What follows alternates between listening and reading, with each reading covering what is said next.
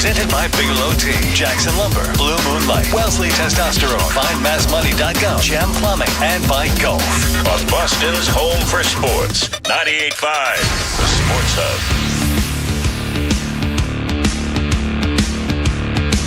Sanchez has been brilliant. 11 strikeouts and the 0-2.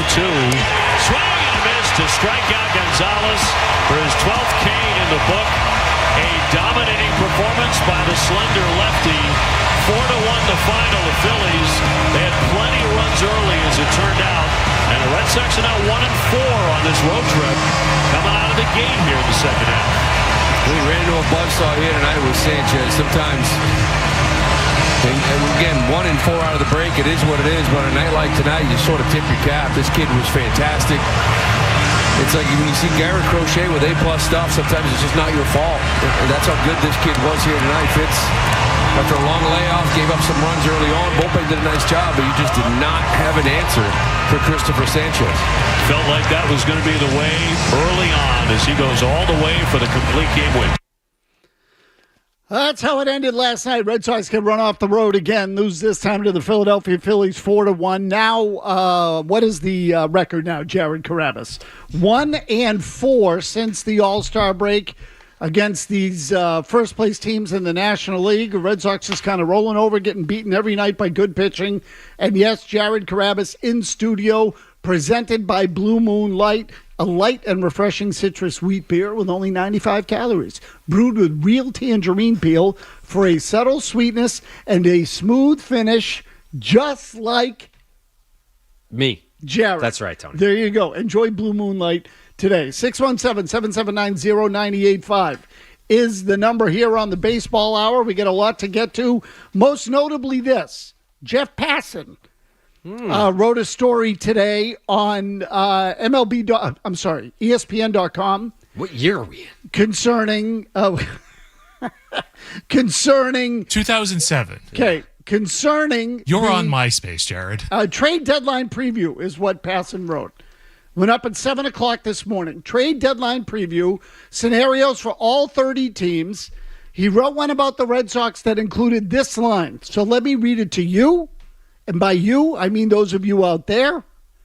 And also to Jared Carrabis, who's already read it, but I'm going to read it again. And Jared, I want you to give me your gut response when you saw this. I'll give you mine, and I want to hear from the listeners. Chief Baseball Officer Craig Breslow has said the team wants to add after trading Devers, writes Jeff Passan. And while it would surprise no one if it did, Boston is an organization that deeply values operating efficiently, and a market like this is the epitome of inefficient. Jared, how did you read that? The line about implying the Red Sox were going to stand pat was alarming to me, only because I take Jeff's word as gospel in the baseball space. If it was any other reporter, I'd be like, well, that's just wrong. Like, I would be pretty confident in saying, well, that's just bad information. You're incorrect here. But it's Passan, so I'm like, what is he hearing? Okay, and just to fill in the listeners, the headline on the Red Sox section is Boston Red Sox, could they just stand pat? Yeah. Okay, that's what you're talking about. Keep going. Yeah, it's more so that there are certain prospects. I mean, right now, like, you've had a lot of prospects graduate, so everyone keeps talking about how amazing the Red Sox farm system is, and a lot of these guys are at the big league level now. Peyton Tolle is the left-handed prospect, pitching prospect in Double-A right now that other teams are drooling over, but it seems pretty clear that the Red Sox have no intentions of moving this guy. So if you're going to go out there, everyone keeps mentioning the name Joe Ryan, and I think Tony has made this point a bunch of times, and it stands true. If you're going to trade for a proven big league pitcher, oftentimes that team is going to want a minor league prospect pitcher in return. I guess kind of where I pivot to is you don't necessarily have to have that guy. Like, if you involve a third team, like maybe another team has a prospect that might be more enticing. If you don't want to give up Peyton Tolle, but you have some other names that carry a ton of value, there's that option as well. So I haven't although it was alarming to read from Jeff, again, because I'm not going to name any names, there are other reporters out there that have reported things within the last 48 hours that I know are incorrect. I'm not going to throw their reports under the bus, but I know that they're incorrect. So I don't exactly trust everyone. Passan I trust. So it just doesn't align with what the Red Sox have been telling us since the Devers trade. Since they've traded Devers, Breslow has publicly been saying, we're buying.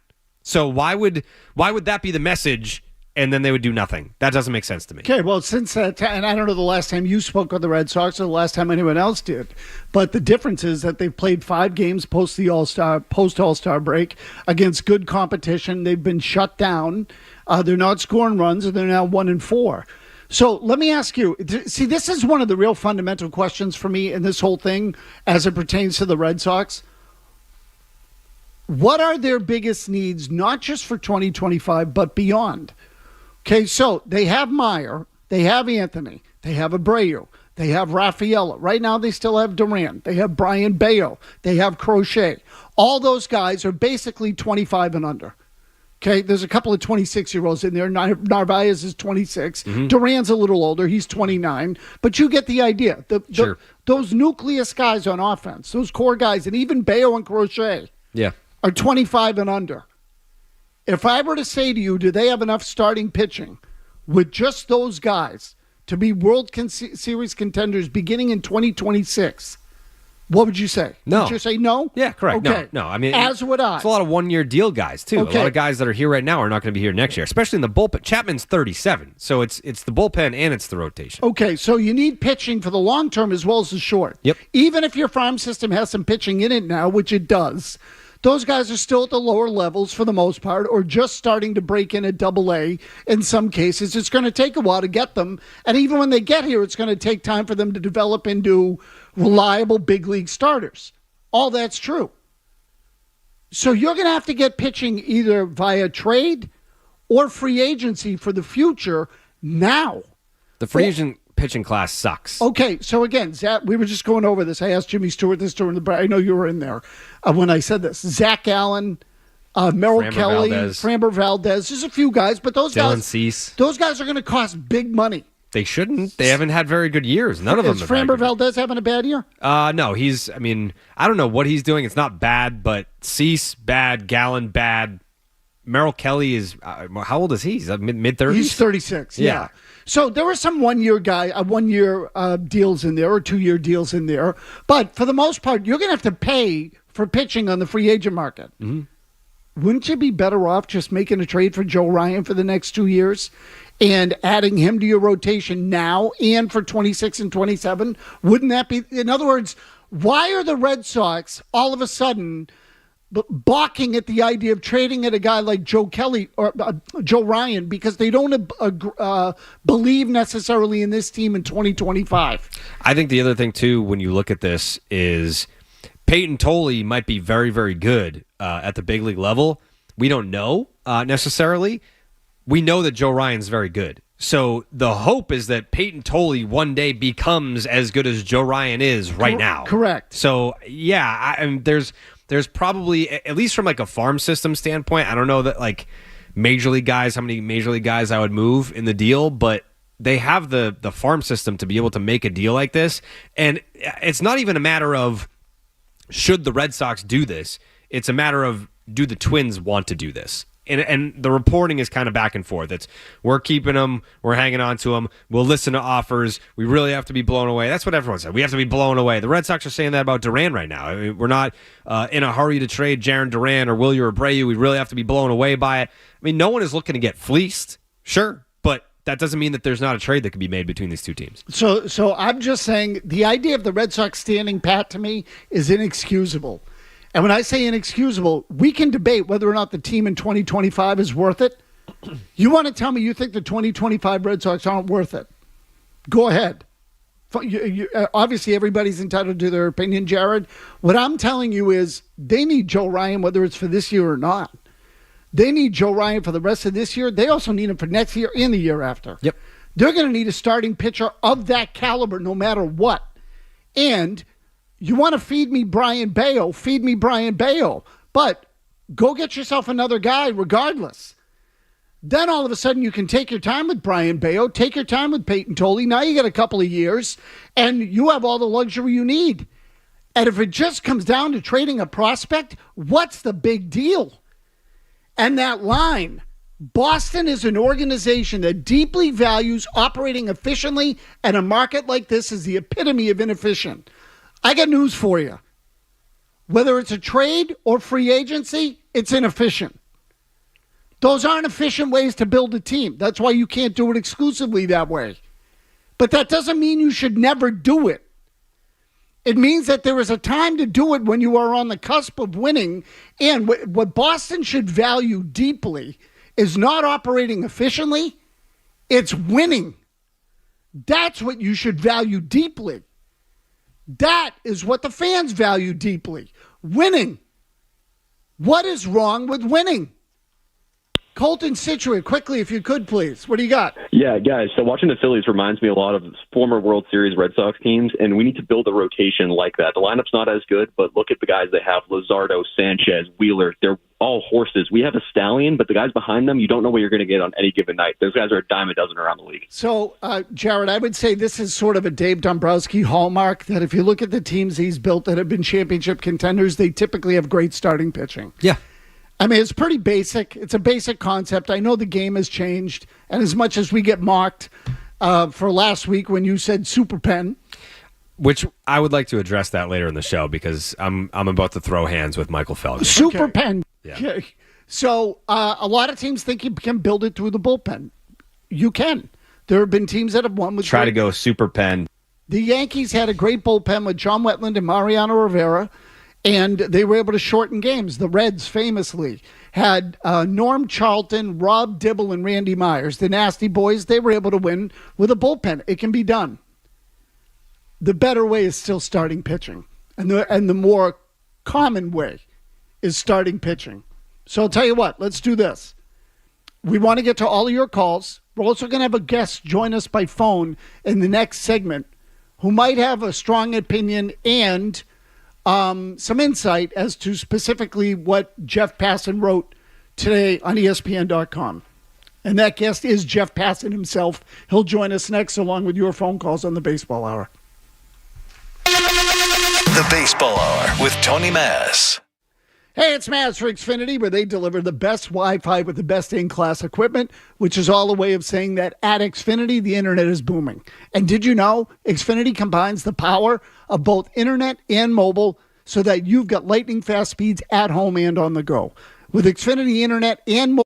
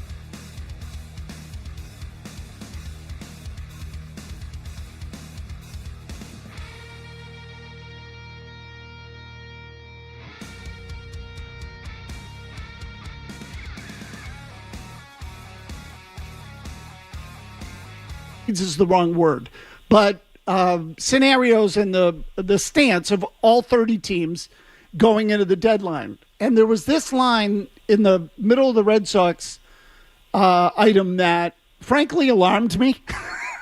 And I say that as a lifelong Bostonian, and I would say a both follower and critic of the Red Sox.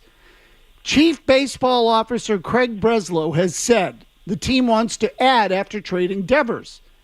And while it would surprise no one if it did, Boston is an organization that deeply values operating efficiently. And a market like this is the epitome of inefficient. So here's my concern, Jeff, that the trade deadline and the free agent market are inefficient by definition for most everyone. It is a seller's market. And so if you are a follower of the team, how can you read this and feel like the Red Sox are going to do anything? I think here's how, Tony. Because when you're trying to operate efficiently, which is something that I think gets a little bit of a bad rap because it just sounds like it's another word for being cheap. What you look for and what you target is years and at the trade deadline seasons where you really feel like you've got a better than otherwise shot to win a World Series. Mm-hmm. And I think if you look at the Boston Red Sox right now, when they're in the middle of that, 10-game winning streak, it's like this team can go all the way. But if you step back and look at the whole of the season so far, this is a good team. I don't know if it's a great team. And I don't know if you can make the argument that it's a great team. Maybe there's some greatness somewhere within them. And especially in an environment in the American League right now where there really is no great team, maybe you can argue that right there gives license to go out and be aggressive at the deadline. But I think the way that the Red Sox front office, not just now, but when Chaim Bloom was there as well, looks at this team is that when you have Roman Anthony and Marcelo Meyer and Ceddanne Rafaela and Christian Campbell when he comes back, which he's going to, and I think he's going to be just fine when it's all said and done.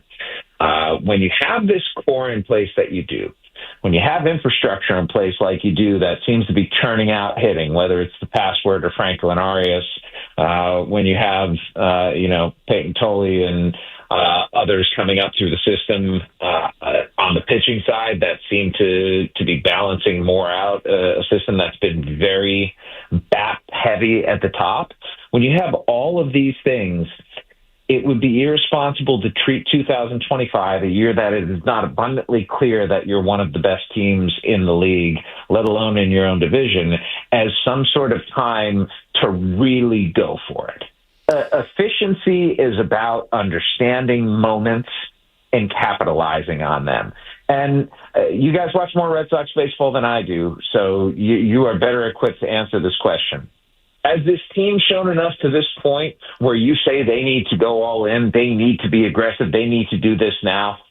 No, Jeffrey. I don't think that's something. So I don't want a rental. Here's my question for you. So when you think about the Red Sox potentially standing pat at this trade deadline, is that a matter of, to your point, it doesn't make sense to go all in on some rental guys, especially starting pitchers. Like, I don't want that. And as far as like the cost-controlled starting pitcher market is concerned, yeah, I think the Red Sox have the pieces to make that trade or a trade like that. But everyone keeps bringing up Joe Ryan. I don't know that the Twins want to part with Joe Ryan. We both like Joe Ryan. Yeah, right. So it's like, it's not a matter of we're standing pat because we don't believe in this team. It's more along the lines of if they do stand pat, it's because the pieces just don't fit. And Matt, just to go back to efficiency here, and I think this is a really important contextual point. Most teams operate that way now, and a lot of the really, really good organizations, and I'm going to throw the Milwaukee Brewers out there, and I understand the Red Sox have manifold more resources than the Brewers could ever hope to have, But it's the same idea that Andrew Friedman took from Tampa Bay to Los Angeles and just supercharged it with the resources that the Dodgers have. When you're trying to operate efficiently, you don't look at a single season as being necessarily like of great paramount importance unless your players are telling you this season and telling you not through words but through their play that this season is something that you need to go spend capital on. Right. The Red Sox, they're trying to build something that is sustainable, and that's a really hard thing to do, and it's even harder when you have budgetary constraints that are put in place by ownership. I mean, if the Red Sox had a bigger budget, and if they were back, well into the luxury tax like they have been in past seasons, it's a completely different story. Go out at that point and spend some of that prospect capital. But if there are no promises that the budget's going to expand, you have to have a decent balance of those young players and those expensive players. And right now, the Red Sox have done a really good job of getting young, controllable talent into the organization that should theoretically allow them to take this type of swing. It just might be a swing that's better taken in an off season where you're going to have some guys out there on the market who would look really good in Red Sox uniform. So, Jeff, I understand all of that, but here I think there's a middle ground in there. And when I say that, I mean this, that the Red Sox need pitching either way. And so, and this is sort of where I fall in line with Jared, that I'm not looking for a rental. I'm not looking for them to load up and go after it in 2025. As you pointed out, Roman Anthony, Marcelo Meyer, Wilyer Abreu, Ceddanne Rafaela. Ceddanne Rafaela, Carlos Narvaez is 26. Brian Bayo, Garrett Crochet. These are all guys who are basically 25 and under, again, with the exception of Narvaez, whom I was drawing a blank on.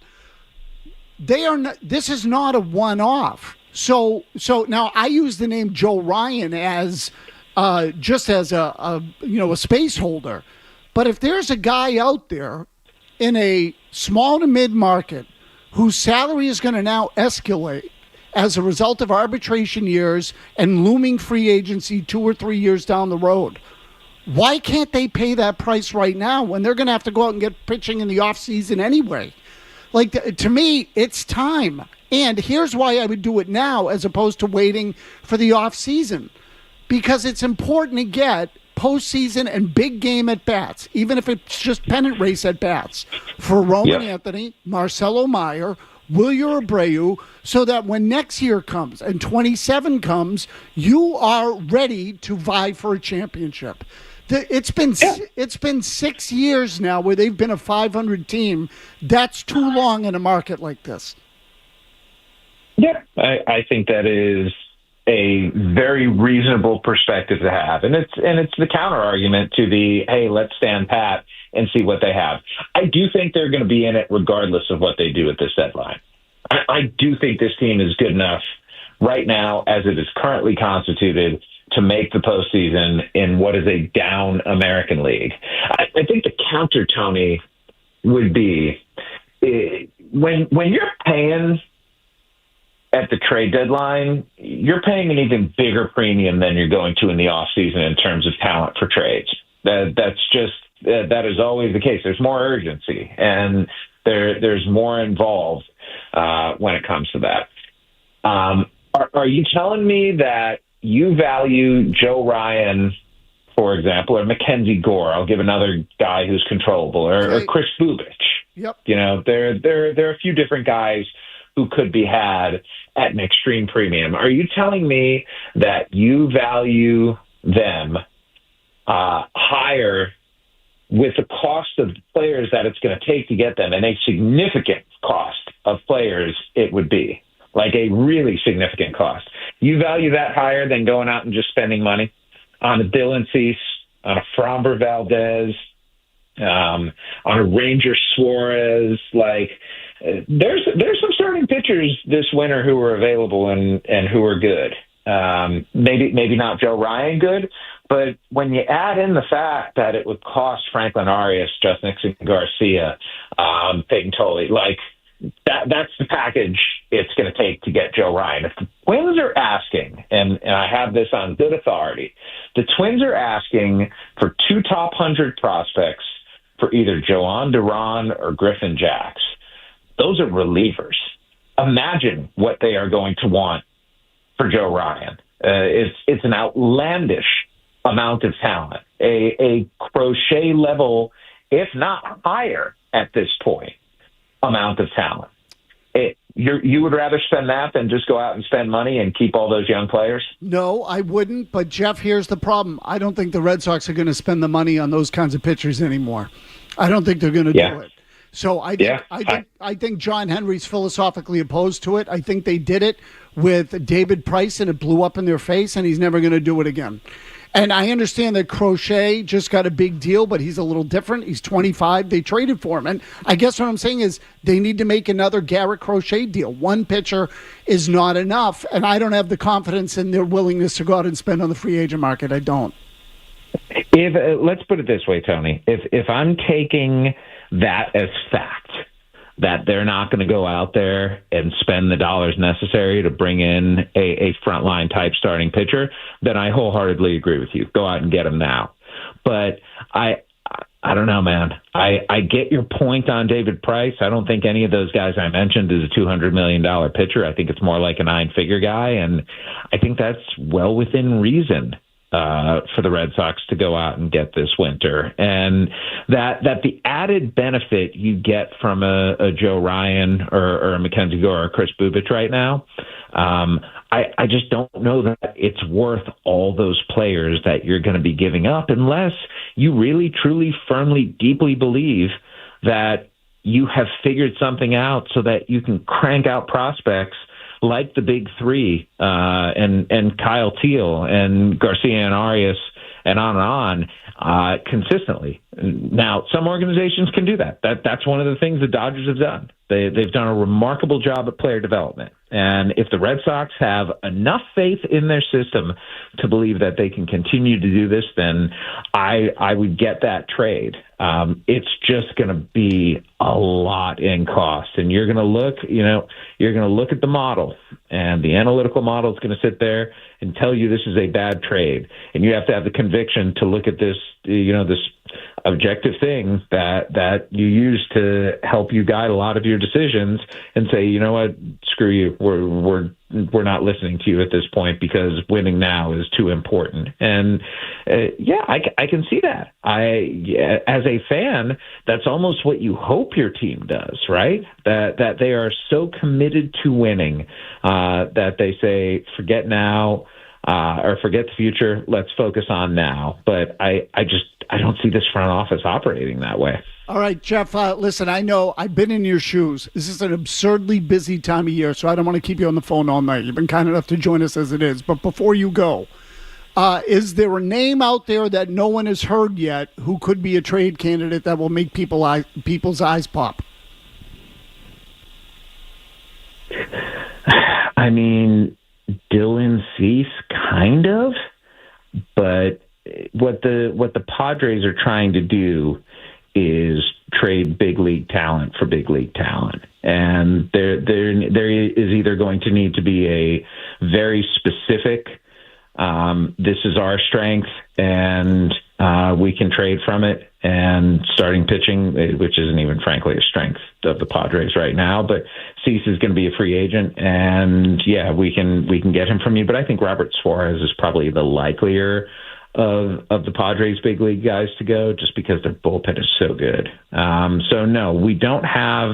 I asked the GM a little bit earlier today that question. Like, are there any surprises? Any guys sneaking out to the market a little late at this point? Nothing now, but hey, over the next 2 or 3 days, maybe some things happen in the standings that change teams' tacks, and we get a late entrance into the sweepstakes. All right, listen, back on the phone for you. But thank you for joining us. All right, I appreciate the time. Pleasure is always mine, boys. Have a good rest of the show. All right, Jeff, listen, thanks Jeff. very much. Again, thanks very much, rather. Jeff Passan, ESPN, joining us. And look, he's just the messenger. I'm not picking on Jeff. But that line, Boston is an organization that deeply values operating efficiently. I remember when they were an organization that was deeply interested in winning. Yeah. That's what I remember. At all costs. And I liked him a hell of a lot better back then. Anyway, Jared has a bone to pick with Felger. Mm-hmm. Crazy ending to that game last night. So we'll get to that, too, on the Baseball Hour. We'll get to your calls as well. 617-779-0985. Kevin Majori's got your headlines.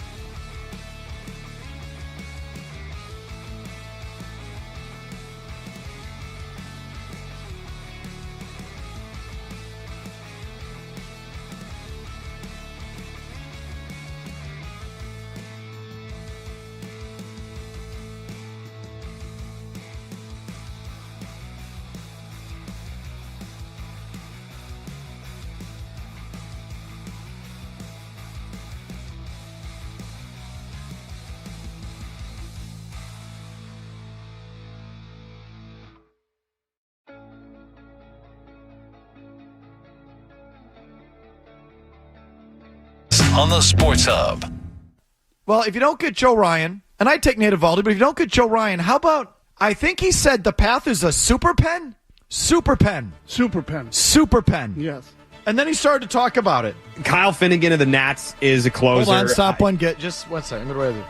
Kyle Finnegan. David Bednar. Stop. Pittsburgh. David Bednar. Bednar. Correct. Go ahead. Ryan Helsley. Stop. Ryan Helsley. Hell. S-E-Y. I think it might be one L. yeah. Helsley. Yeah, Helsley. St. Louis, yeah. Wait, just stop. Go ahead, play. Don't be so mean. So the San Diego Padres have a really good closer in Robert Suarez. Robert Suarez. I like him. 34 years old, though. R-E-Z. Jason Adam just made the All-Star team. Jason Adam. Keep going. Just keep going. Estrada, 60 strikeouts in 43 innings. Who? Wait a minute. Stop. That's a new one. What's the name? Jeremiah Estrada. He didn't say Jeremiah. Estrada. He just threw a different name at me. Strikes out a crap ton. I think he's just listing the Padres. Estrada. Go ahead. No first name. But if the Padres are going to say, hey, we'll do anything, it's like, all right, well, let's talk anything then. Out. I'm out. I'm out on the super pen. You're out on the super pen? You can take the super pen and shove the pen up your caboose. Well, with a super pen, you can write upside down. So this is like, if you don't get Joe Ryan, if you don't get Nate Eovaldi, is your path a super pen? I'm out. I'm out. How many names are we going to talk about and look up? And out. Tom and Quincy, do you want a number 2 starter or a super pen? F the super pen, guys. Well, let me just tell the people out there that you wanted a rebuttal. So this is what I'm giving you time for a rebuttal. So go. Yeah. So my tweet about it, because people were tweeting at me saying, Felger's coming at you. You got to call in. You got to defend yourself. And I was like, I personally don't care what Felger's saying. If he's talking about me or the things that I'm talking about, that means he's talking about the Red Sox and baseball, which means that the Red Sox are relevant again. So that's a good thing. I don't expect Felger to know who David Bednar is and Ryan Helsley. I mean, they're all-star closers. I mean, the way that he was reacting was like they were just Joe Schmo in the back end of a bullpen somewhere in a small market. These are all-star closers. But again, yes, it's Felger. He doesn't watch baseball. I'm just happy he's talking about baseball in his program. That's all. So, but what about the portrayal of the super pen concept? Yeah, that got taken extremely out of context. I'm talking about adding a good reliever that's under control or even not. I mean, you can extend the guy too, but just looking at Chapman being 37 and who knows, at the time that we were having that conversation, we didn't really know, is he still going to be traded and yada, yada. But yeah, like you have to bolster your bullpen. It's almost a given, isn't it? Didn't Passan mention one of the names that I mentioned too? Didn't he mention one of those names? He mentioned Suarez. Yeah. He thinks Suarez is a candidate to be dealt. I thought you were going to undress Felger there. It's kind of what I was hoping for. Well, I'm waiting for him to sack up and have me in studio because he's never done that. So once he wants to have a baseball discussion live in studio, he has my information. You guys have my information. I'd love to come in and discuss. I think we can arrange that, Jared. Yeah. We can probably make that work. Yeah. Let me check my schedule. Martin in Texas has been waiting on the line patiently. Regular caller of the program, although I haven't heard from him in a while. Martin, what do you got, pal? Hey, guys. I've just been thinking that I kind of agree with what you were saying earlier to Passan, Tony, because they have plenty of ammo to go get anybody, and I kind of sort of half agree with them with signing guys like Framber Valdez and Dylan Cease. Sure, they might be good for a year, 2 years if you're lucky, 3, but at the back end of the deal, they're going to suck like everybody else does. So, yeah, I'd much rather give up a little bit of what we have for guys like Joe Ryan because they're going to be good maybe they'll be good for 4 or 5 years instead of 6. Then you can go get guys like Tyler Soderstrom from the A's, who's a good first baseman that we don't have. And, yeah. Yeah, so, Martin, look, my big thing is with the pitching, and I said this to Jared, and this is where I think the Red Sox are. The Red Sox don't want to operate, quote-unquote, inefficiently. The free agent market's inefficient. It's the most inefficient of the inefficient, in fact. It doesn't get any more inefficient than the free agent market. You typically have to go out, and let's just use Max Fried as an example. You're going to give him an 8-year contract with the hope that he's good for 4 of those years. Mm-hmm. Okay, you're gonna have to give him twice as long a contract as you want to. I mean, you gave David Price 7 years, and he was a reliever for the last 2. Okay, exactly. Now, again, I would do it. I would have done it this past offseason. I would have loved the idea to have Fried and Crochet side by side. Perfect. Get me 2 guys, and now you're in business. The Red Sox only wanted to get 1.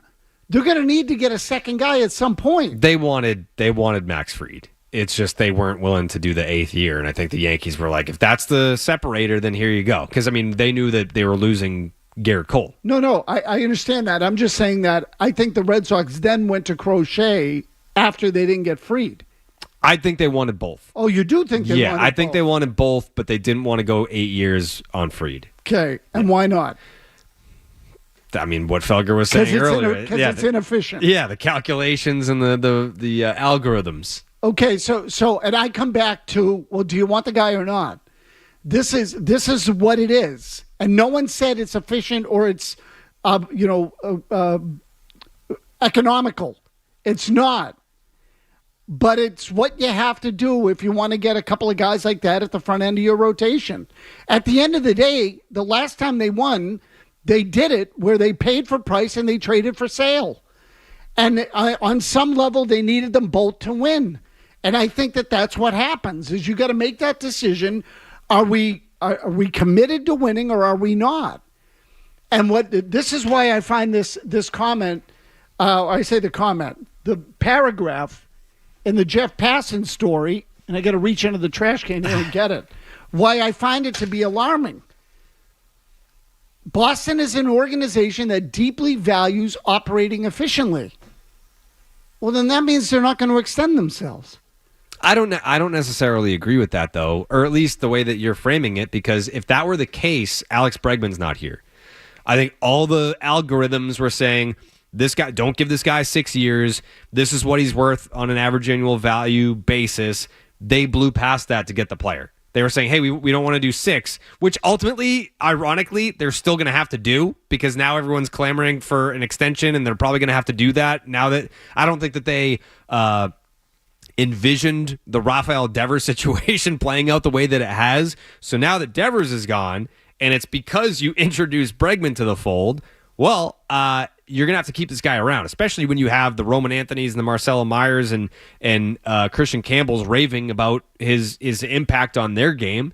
So yeah, they overextended to do that. I think when the situation calls for it, yes. So in the Max Fried example earlier, I kind of wish they did just say fine because I do believe, and I have it. There's some people that were saying this in the circle. If everything was the same or somewhat equal, he was coming here.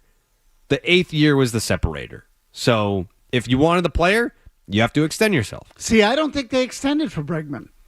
$40 million a year?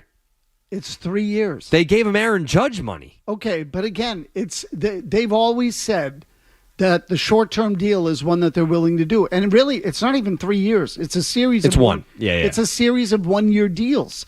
So I think they're totally comfortable with that. I don't consider that extending yourself. What they did is there's not a lot of risk in that contract. If he is a terrific player, he opts out and they're happy. They don't have to pay it. So they get a player who's on basically a pay-for-play contract. So, because a guy like that typically on the open market would get 6 years and $30 million a year. So I know that they're paying $120, but they're not paying $180, and they're not locked into 6 years. They're only locked into one at a time. Well, they're about to be. Why? Because you think an extension's coming. I really don't think that they have a choice. Yeah, I how it's constructed, I don't know. I'm sure that'll also have opt-outs in it, but I think that there's going to be more length in the extension than there was in the initial deal. Yeah. Is that informed or is that just educated guess? Okay, educated guess. Yeah. So I'll tell you what, I don't think Bregman's going to get an extension. I'm just giving you my 2 cents, and I might be wrong. That would be wild. Okay? I don't think he's going to get an extension. I don't see why the Red Sox would do it. He's still playing with a bad leg. He's not running the way he should be running. Correct. Okay, so that's and what's he going to do? Opt out and get a $200 million contract in the open market with a bad leg? No way. He's not going to get that. I don't think it's 200. He's going to run into the same thing he ran into last offseason. Yeah. And if it's a 6-year deal from the Tigers, what would the Tigers offer him? It was 6 or 7. Yeah. Okay, he's gone. They won't match it, is what I'm telling you. I'm just giving you my 2 cents. Jimmy, make sure you archive this segment because if one way or another someone's going to be right, either me or Carrabis, and we all know how that usually turns out. Carrabis will be right as usual. Exactly. Anyway, Jared, it's basically time for you to go. I don't mean that you have to leave. I mean I'm going to stay here. It's the end of the show. Yeah. So thank you as always for joining. Hey, thank you for having me. Have the Red Sox and the Phillies already begun? No, it's an ESPN game tonight at 7 o'clock only on ESPN. And I will tell you this. Everybody should pay attention because that ESPN crew is mobbed up with Alex Cora. So there will be tons of Alex Cora gossip and manipulation part of that broadcast. Wow. Okay, so I will say that. Too strong? I'm glad. I'm glad you promoted the ESPN game because. Am I wrong? No, but I'm glad you promoted the ESPN game because Jeff Passan did join us on the program. Jeff works for ESPN, and as a courtesy, I should mention that game as well. So anyway, I mean, Cora's pocket dialing Carl Ravitch on the air of Sunday Night Baseball. You think he's not mobbed up with that crew? Wow. I learned some stuff tonight during that ESPN broadcast. Definitely worth listening to, Stu. I 100% agree with you. 100%. Jared, thank you as always. Thank you, Tony. Happy to be here. Kevin Majori's got your headlines. We'll catch you next time. This is the Baseball Hour on the Sports Hub. Hey, it's Maz for Bigelow Tea, and you know what I like more than anything? Choices, options, flexibility, efficiency. So what does that have?